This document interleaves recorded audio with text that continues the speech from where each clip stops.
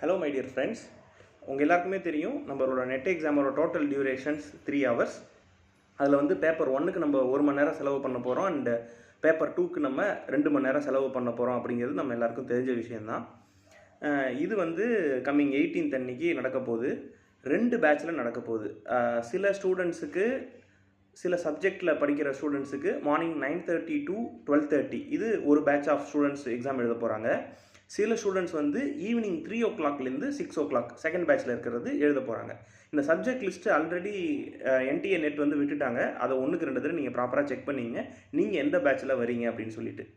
So நம்ம exam அன்னைக்கு போய் அந்த என்விரான்மெண்ட்டில் 3 மணி நேரம் திடீர்னு செலவு பண்ணுறதை காட்டிலும் அந்த மாதிரி ஒரு என்விரான்மெண்ட்டை நம்மளோட ஒர்க் பிளேஸ்லையோ இல்லை நீங்கள் உங்கள் வீட்லேயோ ஒரு தடவை எக்ஸ்பீரியன்ஸ் பண்ணி போயிட்டீங்க அப்படின்னா அது ரொம்ப உங்களுக்கு ரிசல்ட்டை கேரண்டி பண்ணி தரும்.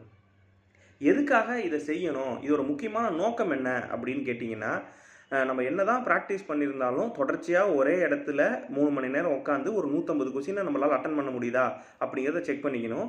சப்போஸ் உங்களோட சப்ஜெக்ட்டு உங்களுக்கு அந்த கொஸ்டின் இல்லை அப்படின்னா கூட 3 பேப்பர் 1 கொஸ்டினை நீங்கள் அட்டன் பண்ணுங்கள். 3 மணி நேரம் உங்களால் சாலிடாக உட்கார முடியுதா, எவ்வளோ கொஸ்டின் அட்டன் பண்ண முடியுது அப்படிங்கிறது உங்களுக்கு தெரியும். இந்த எக்ஸசைஸோட இன்னொரு இம்பார்ட்டண்ட்டான ஆஸ்பெக்ட் என்ன அப்படின்னு கேட்டிங்கன்னா, நீங்கள் வந்து எக்ஸாமுக்கு போகிறதுக்கு முன்னாடி மனதளவுலையும் சரி மென்டல் லெவல்லையும் சரி 3 hours உட்கார போகிறோம், இப்படி தான் இருக்க போகுதுங்கிறதுக்கு ப்ரிப்பேர் ஆகிடுவீங்க. Point number 1. இன்னொன்று, அந்த பர்டிகுலர் 3 hours நீங்கள் ப்ராக்டிஸ் பண்ணிக்கணும். Like if you are falling under batch 1, காலைல 9:30லேருந்து 12:30 உங்களுக்கு எக்ஸாம் அப்படின்னா சாட்டர்டே, சண்டே, மண்டே இந்த 3 நாளும் காலைல 9:30 to 12:30 நீங்கள் எய்தர் டெஸ்ட் எழுதுங்க ஆர் ப்ரிப்பேர் பண்ணுங்கள். மைண்டை இந்த சப்ஜெக்ட் ரிலேட்டடாக மட்டுமே வச்சுக்கோங்க. எக்ஸாம் ஃபோக்கஸ்டாக இருங்க. வேறு எந்த விதத்துலையும் உங்களோட கவனத்தை செலுத்த வேண்டாம். சப்போஸ் நீங்கள் ஈவினிங் 3 to 6 பேட்சாக இருந்தீங்கன்னா கம்பல்சரியாக மதிய தூக்கத்தை அறவே ஒழிச்சிட்டு 3லேருந்து 6 மணி வரைக்கும் நிச்சயமாக நீங்கள் ஒரு டெஸ்ட் எடுத்துக்கிறதோ இல்லை ரிவிஷன் பண்ணுறதோ இல்லை புது கான்செப்ட்ஸை அண்டர்ஸ்டாண்ட் பண்ணிக்கிறதோ எது உங்களோட சாய்ஸாக இருந்துச்சுனாலும் அந்த 3 ஹவர்ஸில் நீங்கள் அதை மட்டும் செய்யுங்க. வேறு எந்த ஆக்டிவிட்டியும் உங்களுக்கு வேண்டாம். அப்போது உங்களுக்கு தெரிஞ்சோ தெரியாமையோ உங்கள் மைண்டு எதுக்கு யூஸ் ஆகிடும், எதுக்கு டியூன் ஆயிரும்னா, இந்த 3 மணி நேரம் நம்ம படிக்கிறதுக்கான நேரம், இந்த 3 மணி நேரம் நம்ம ப்ராப்ளம் சால்வ் பண்ணுறதுக்கான நேரம், இந்த 3 மணி நேரம் பரீட்சைக்கான நேரம் அப்படிங்கிறது உங்கள் மைண்டு ஃபிக்ஸ் ஆகிக்கும். தெரிஞ்சோ தெரியாமையோ அது உங்களுக்கு 1-2 ஆஸ்பெக்டில் ரொம்பவே யூஸ்ஃபுல்லாக இருக்கும்.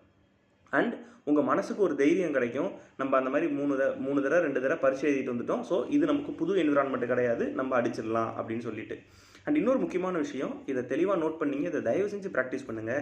இதுக்கப்புறம் உங்களுக்கு தெரியாத எதையும் கஷ்டமானது எதையும் நீங்கள் சால்வ் பண்ணாதீங்க. நம்ம மனசுக்கும் சரி நம்ம மூளைக்கும் சரி இதுக்கப்புறம் நடக்கிற எல்லாமே கரெக்டாக மட்டும்தான் இருக்கணும்.